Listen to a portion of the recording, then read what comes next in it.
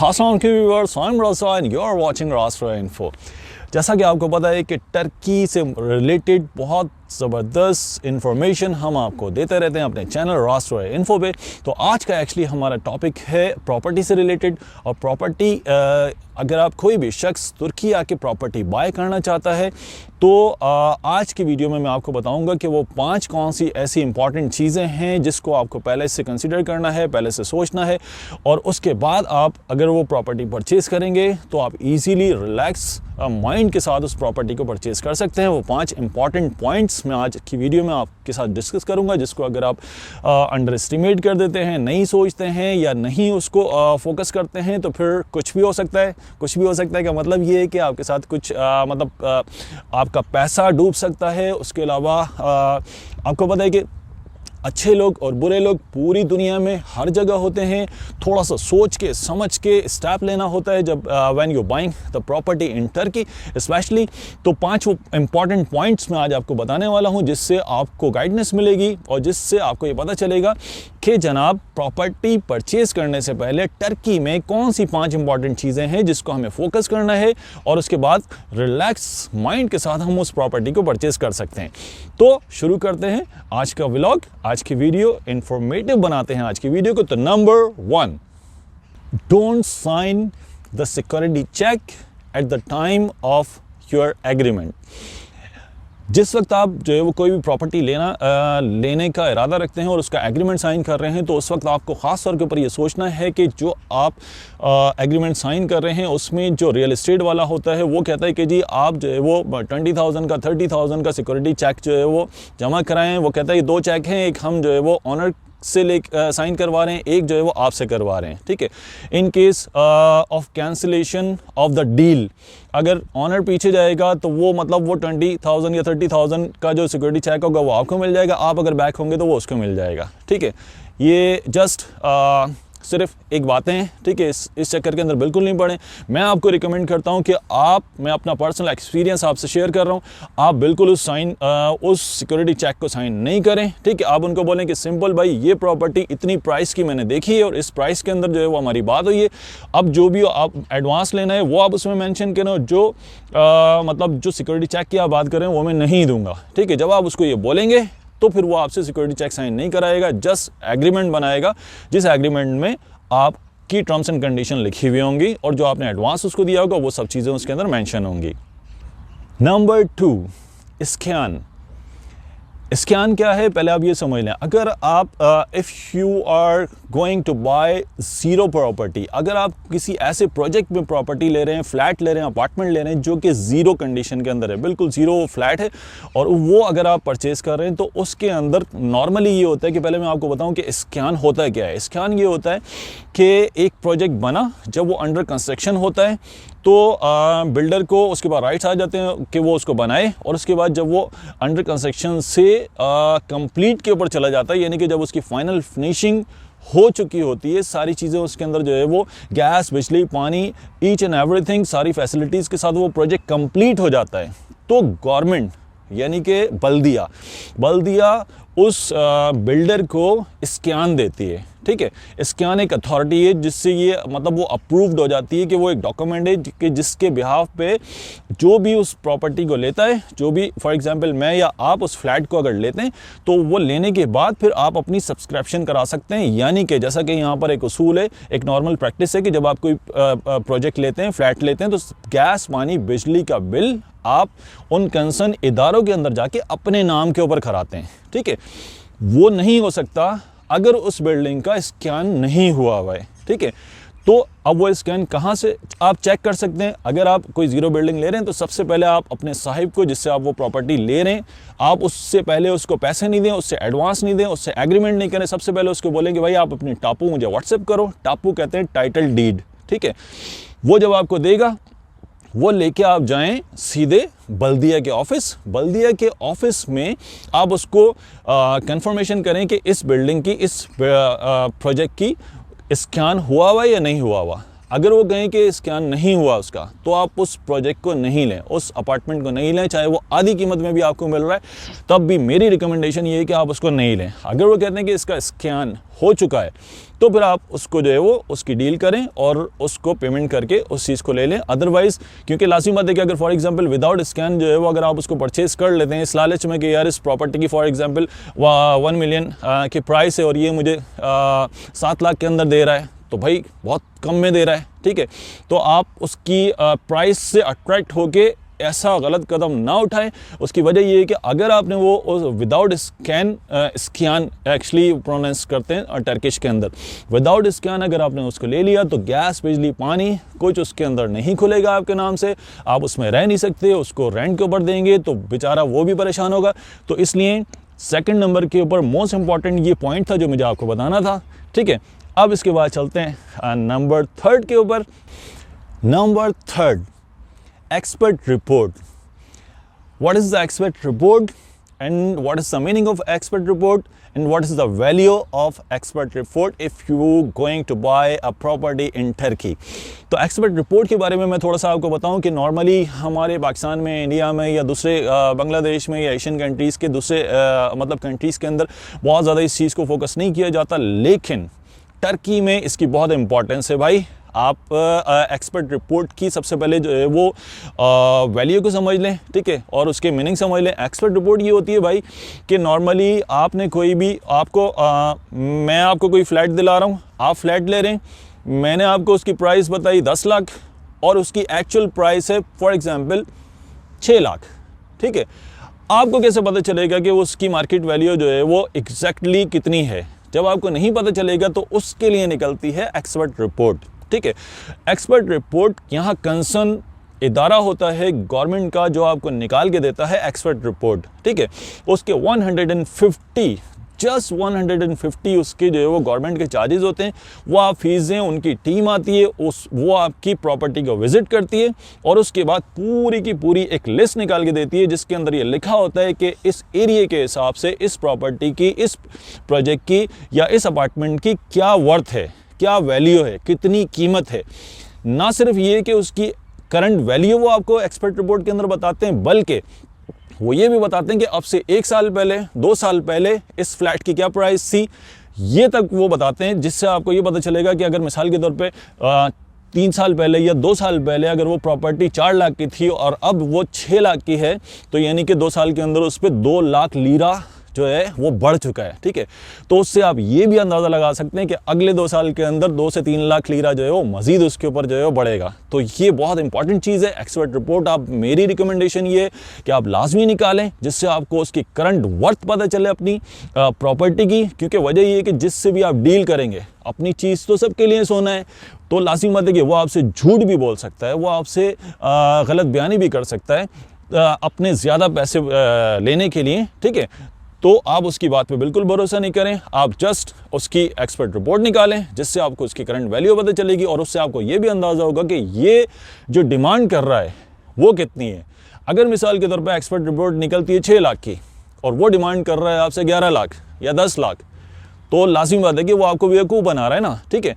तो इस फ्रॉड से भी, इस चीज़ से भी आप बच सकते हैं एक्सपर्ट रिपोर्ट निकाल के। तो किसी भी प्रॉपर्टी को लेने से पहले उसकी निकालें एक्सपर्ट रिपोर्ट और उसके बाद उसका सौदा करें, तो आगे आपको नुकसान नहीं होगा, फ़ायदा ही फ़ायदा होगा, अल्लाह ने चाहा तो एक ये इम्पॉर्टेंट पॉइंट था। Let's go to the next point. Number 4, avoid fraud to get citizenship. Normally मैं आपको बताऊं कि सबसे पहले तो आपको बताऊं कि इसके अंदर क्या फ्रॉड हो सकता है आपके साथ और कहां आप फंस सकते हैं, ठीक है। तो सबसे पहले मैं आपको बताऊं कि आपने कैसे अवॉइड करना है उस फ्रॉड से जो प्रॉपर्टी, मिसाल के तौर पे फॉर एग्जांपल इस बात का क्लियरली इसके अंदर मैसेज ये है कि अगर मिसाल के तौर पे एक शख्स आपको ये कहता है कि आप क्या सिटीजनशिप के लिए अप्लाई कर रहे हैं या इन्वेस्टमेंट जो आपकी है वो सिटीजनशिप के लिए है, आप बोलेंगे कि जी सिटीजनशिप तो मैं चाहता हूँ, शहरियत चाहता हूँ तुर्की की, तो वो आपको एक लॉलीपॉप देगा। वो लॉलीपॉप क्या है? वो लॉलीपॉप ये है कि वो आपको कहेगा कि ठीक है, आपको तो पता है कि $2.5 लाख की इन्वेस्टमेंट करने से ही जो है वो आप सिटीजनशिप ले सकते हैं। लेकिन अगर आप जो है वो फॉर एग्जांपल आपकी उससे डील होती है किसी भी बंदे से और वो ये कहता है कि मेरे पास ये एक प्रॉपर्टी है, उस प्रॉपर्टी की प्राइस है 1.5 लाख USD, ठीक है, लेकिन मैं आपको जो है वो आपको क्योंकि सिटीजनशिप चाहिए, वो आपको एक लालच देगा, तो सिटीजनशिप के लिए मैं उसकी वर्थ, उसकी कीमत डॉक्यूमेंट के अंदर जो है वो $2.5 लाख जो है वो शो करूँगा, जिसके बिहाफ पे आपको सिटीजनशिप मिल जाएगी, ठीक है। तो इस धोखे के अंदर बिल्कुल नहीं आए, इस स्कैम के अंदर बिल्कुल नहीं आए, इस चीज़ से अवॉइड करें।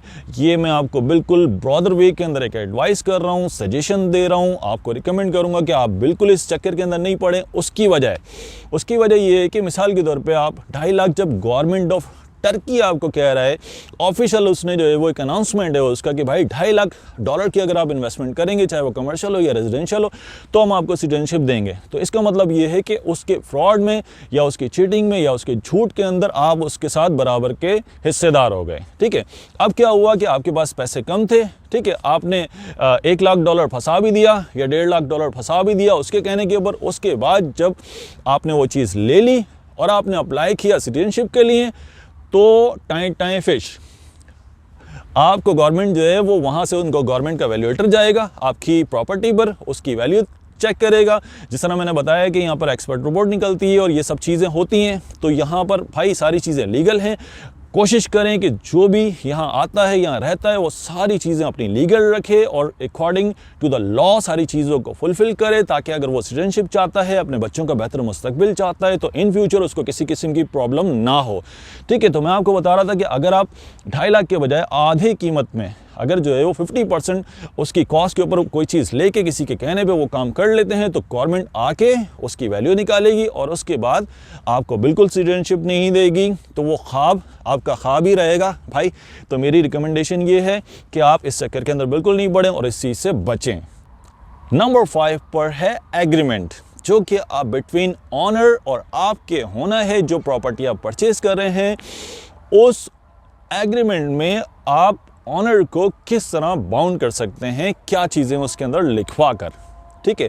This is most important and valuable point, please consider and be careful in this. तो इसके बारे में मैं आपको बताऊं कि व्यूअर नॉर्मली ये होता है कि जब ऑनर आपसे कोई एग्रीमेंट करता है तो उसकी कोशिश ये होती है कि आप उससे कोई कंडीशन ना रखें, ठीक है। लेकिन आप कंडीशन रखें। आप उसके अंदर पहली कंडीशन ये रखें कि ये जो प्रॉपर्टी है इसका मुझे जो मिलनी है उसका ड्यूरेशन उसके अंदर लिखें। मिसाल के तौर पे अगर वो कहते हैं कि मैं ठीक है भाई अभी आपका टापू निकाल रहा हूँ, कल आपका टापू निकाल रहा हूँ, या 1 हफ्ते के अंदर, टापू का मतलब है टाइटल डीड के ऊपर मैंने बनाई हैं वीडियोस। वो मेरी अगली वीडियोस के अंदर भी आप देख सकते हैं। लास्ट मेरी वीडियोस के अंदर जिसमें मैंने बताया था कि आप किस तरह कम से कम पैसे में किस तरह यहाँ आके सेटल हो सकते हैं। तो प्रॉपर्टी से रिलेटेड और टर्किश लाइफ स्टाइल से रिलेटेड आप मतलब टर्किश लाइफ स्टाइल से रिलेटेड बहुत सारी मैंने वीडियो बना चुका हूं भाई। जिसने नहीं देखी हैं वो देख लें, मेरी वीडियोस के ऊपर जाके विज़िट करें, ठीक है। तो मैं आपको 5वां और इम्पॉर्टेंट पॉइंट आज की वीडियो का बता रहा हूं। आप उसके अंदर मेंशन करें कि ये जो मैं पेमेंट कर रहा हूँ वो इस प्रॉपर्टी के अगेंस्ट कर रहा हूँ। उसका एड्रेस डालें कि इस प्रॉपर्टी के अगेंस्ट में कर रहा हूँ, इतने की ये प्रॉपर्टी। जिस तरह एग्रीमेंट के अंदर कुछ चीज़ें ऐसी होती हैं जो एग्रीमेंट में लिखी हुई होती हैं, मैं आपको वो बात बता रहा हूँ जो एग्रीमेंट में नहीं लिखी होती, जो आपने एडिशनल पॉइंट्स उसके अंदर मैंशन करने हैं। तो उसके अंदर जो 5th पॉइंट है उसके अंदर जो है वो जो आपने मेंशन करना है, नंबर 1 ये है कि उसके अंदर आपने ये लिखना है कि मैं जो इसको ये पेमेंट कर रहा हूँ ये इसकी फुल एंड फाइनल पेमेंट है। इसके अलावा मैं एक तुर्किश लीरा का भी, एक तुर्किश कुर्श का भी इसको देनदार नहीं हूँ, नंबर 1, ठीक है। नंबर 2 ये कि जो मैं प्रॉपर्टी से ले रहा हूँ इसके अंदर किसी भी किस्म का बोर्ज, टर्किश के अंदर कहते हैं बोर्ज, जो ड्यूज़ होते हैं, ठीक है, वो किसी भी किस्म का बोर्ज इसके ऊपर नहीं है।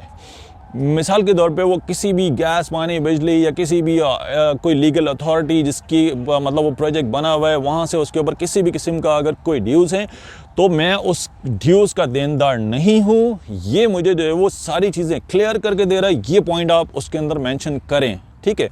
और जो पैसे आप उसको दे रहे हैं एडवांस की मद में, मिसाल के तौर पे 10 लाख का आपका एक फ़्लैट है, मिसाल के तौर पे छोटे फ्लैट की बात कर लेते हैं, 5 लाख का एक फ़्लैट है और आप उसको दे रहे हैं फॉर एग्जांपल 15,000, उसका 5% जो है वो आप एडवांस की मद में उसको देते हैं, ठीक है।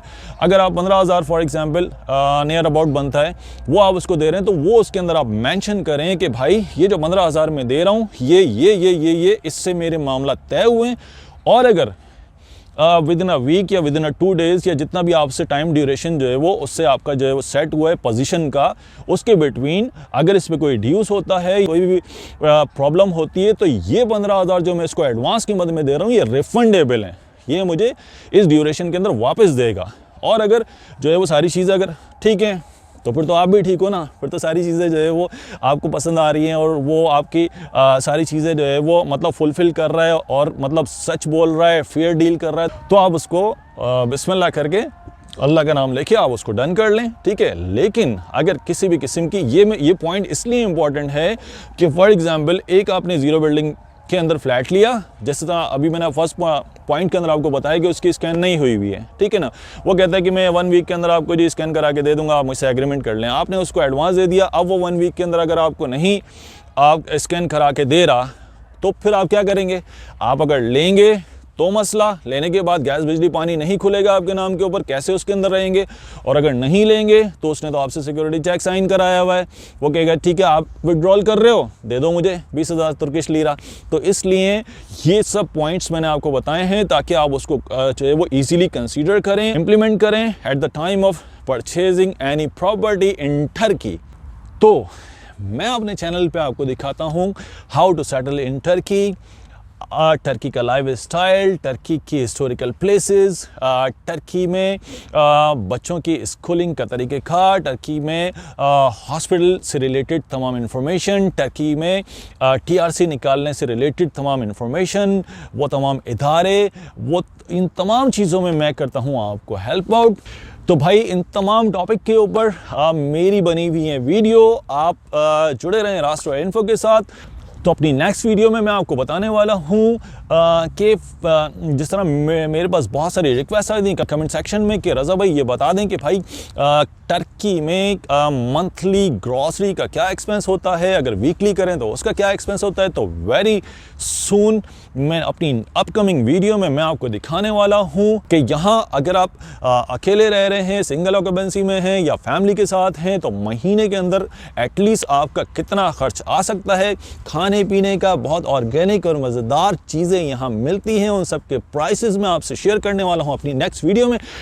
तो मिलते हैं बहुत जल्द एक इन्फॉर्मेटिव वीडियो के साथ, उस वक्त तक अपना ख्याल रखिएगा और अपने इस चैनल का थैंक यू, जज़ाक अल्लाह।